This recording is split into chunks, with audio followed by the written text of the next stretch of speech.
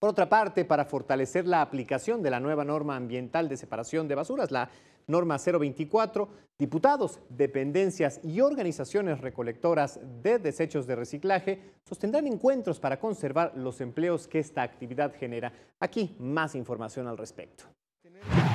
El presidente de la Asamblea Legislativa, Leonel Luna, informó que se realizarán una serie de mesas de trabajo con distintas dependencias con el objetivo de incorporar y regularizar a los trabajadores que se dedican a la recolección de materiales de reciclaje o también conocidos como chatarreros, dentro de la norma 024 de recolección de basura. Que permitan que se regule la actividad en primera instancia y también que tengan mejores condiciones para llevar a cabo su propio trabajo. Tras sostener una reunión con integrantes de la Confederación Nacional de Industriales de Metales y Reciclados, afirmó que la nueva norma no lleva dedicatoria, sino que está enfocada a un adecuado manejo de residuos. Detalló que la ruta que se habrá de seguir con este sector será dotarlos de un marco legal adecuado. Sabemos y entendemos que es una actividad que genera recursos, que mueve la economía, que es una actividad que es una alternativa para muchas familias de tener un recurso con el cual vivir incluso.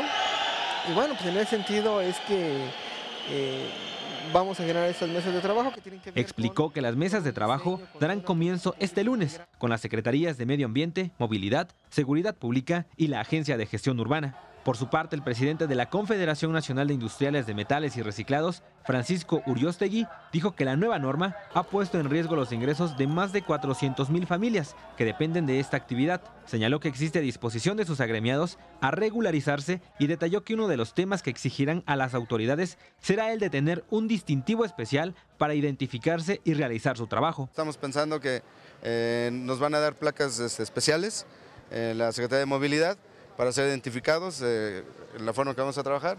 El otro es medio ambiente para regularizar nuestros espacios que ya están establecidos y cumplir con todas las normas y que nos den las facilidades para cumplir con ellas. Sergio Villanueva en las imágenes, Edwin Hernández, 21 Noticias.